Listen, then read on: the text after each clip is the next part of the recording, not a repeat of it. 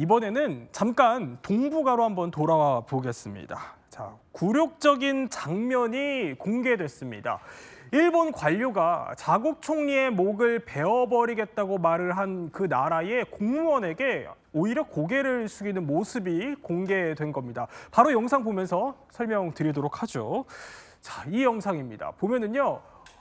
오른쪽 사람은 이제 주머니에 손을 넣고 있고요. 왼쪽에 있는 사람은 고개를 숙이고 있는 지금 이 상황이 어떤 상황인 거죠?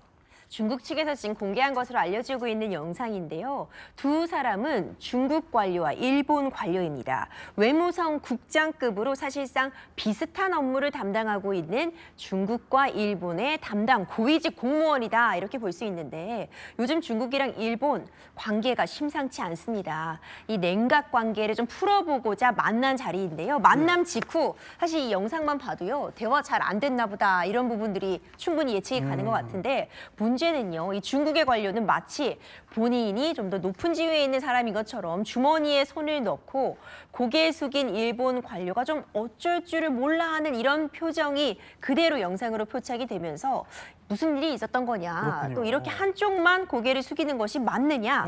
또 이런 비판, 지적도 나오고 있습니다. 그러니까 이게 중국 측에서 네. 영상을 공개했다는 건데 그래도 이게 다른 나라 지도자를 참수 협박하는 사례가 워낙 드물어서 일본이 화가 굉장히 많이 나 있을 것 같거든요. 그럼 이번에 이 영상 공개가 기름을 부었을 텐데요. 그러니까요. 보면은 일본의 매체들도 갈등의 골 메우기가 쉽지 않을 거다. 그리고 저 영상에 사실은 어떤 얘기 나눴는지 목소리도 안 들리고요. 사실 맥락을 보면 좀 다른 걸 수도 있잖아요. 중국 측에도 유리한 영상처럼 보이게 편집해서 내놓은 거 아니냐. 네. 부글부글 끓는 분위기입니다. 이렇게 중국이 공개한 영상만 봐서는 사실 잘 모르겠어요. 그러면 이종구 평론가, 네. 일본은 뭐라고 해요? 일본은 일단 그 장면을 다시 보여주시면 느끼시겠지만 예. 통역에 귀를 기울이는 장면이었다. 통역이요? 예. 지금 일본의 그런 국장이 잠깐 고개를 숙이면서 그 다음 장면이 뭐냐면 통역을 바라봐요. 예. 왜냐면 통역의 말을 이렇게 듣고 나서 통역을 바라보면서 그 다음 장면이 이제 이야기를 하려고 하는 장면이거든요. 하필이면 근데 고개를 숙인 장면에서 딱 정지돼 버리니까 마치 지금 중국의 국장에게 고개를 숙이고 있고 밑으로 내려다보는 그런 장면이 연출됐다. 지지통신이 딱 그것 지금 얘기했습니다. 네. 통역 쪽에 귀 기울이는 게 숙인 것처럼 보이는 선전전이다 하고 마니치나 요미우리도 역시 중국이 지금 연출하고 있다라고 지금 이야기를 하고 있어요. 그런데 강경 보수의 입장인 신문이 하나 있죠. 산케이는 도리어 이게 좀 우려된다라고 네. 얘기해요. 왜냐하면 이게 이왕 하려면 아주 연출되고 우리 쪽에서도 그런 어떤 그 발언, 그러니까 이 장면에 대한 것보다는 일본 총리가 좀 더 섬세하게 발언했어야 되는 거 아니냐, 너무 우발적으로 발언해서 이렇게 키운 거 아니냐라고 걱정을 하는 그런 논조도 있었습니다. 근데 일본 분위기도 지금 심상치가 않습니다. 자, 이렇게요. 주 일본 중국 대사관을 찾아가 항의 시위를 벌이기도 합니다. 私はそんな中国を許さないぞ! 자, 그런데요. 이 중일 갈등 불똥이 우리한테 튀는 거 아니냐 이런 얘기가 나온다고 합니다. 그것도 아이돌 그룹이라는데 이게 무슨 얘기죠? 그러니까 저도 참 당황스러운 건데요. 우리 저 인기 많죠. 에스파 걸그룹 에스파에 보면은요. 예. 멤버 중에 중국인 멤버 닝닝 양이 있습니다.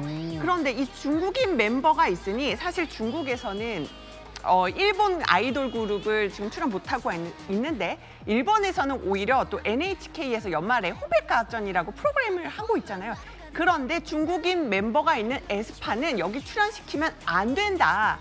지금 이런 움직임이 또 일본에서 나오고 있어서 논란이 되고 있는 겁니다. 아니, 이종구 평론가, 피해는 이러면은 우리나라가 받는 거 아니에요? 그렇죠. 우리가 받을 수밖에 없는 게 우리나라에 활동하고 있는 지금 아이돌 그룹 중에 중국인 멤버를 지금 같이 하고 있는 아이돌 굉장히 많습니다. 대표적으로 뭐 엑소의 레이, 뭐 세븐틴의 준, 그다음에 에스파의 닝닝은 아까 말씀하셨고 여자 아이돌의 우기, 뭐 셀 수도 없이 이렇게 중국인 멤버도 많거든요. 그러다 보면 물론 홍백가합전은 1년에 한 번 연말에 어마어마하게 크게 치르는 그런 행사이지만 이게 좀 더 격화돼서 일본에서 이 중국의 멤버가 있는 아이돌들 어떤 프로그램도 출연할 수 없다든지 또는 콘서트 못 한다든지 이렇게 돼버리면 우리는 일본에도 못 가고 또 중국 혐한령이 만약에 끝나버리면 우리나라 그룹 중에 아이브의 레이라든지 또 일본인 그런 그 멤버를 함께 하고 있는 그 아이돌도 많거든요. 그럼 또 중국이 그럼 일본 멤버 안 된다. 이런 식으로 가버리면 우리만 양쪽에서 끼어서 피해를 보는 게 아니냐라는 이야기도 나오고 있죠. 그런데 중국이 오히려 더 이런 상황에서 지금 강경하게 나가는 모양새예요. 보면은 자, 주말에 센카쿠 열도를 순찰을 했고요. 그리고 월요일부터는 서해에서 실탄 사격 훈련을 하더니 이번에는 중국의 항공모함의 그 절정인 푸젠함을 실사격하는 훈련 모습을 공개했어요. 16, 17, 18, 19일까지 계속해서 뭔가 보여주려는 움직임이 있습니다.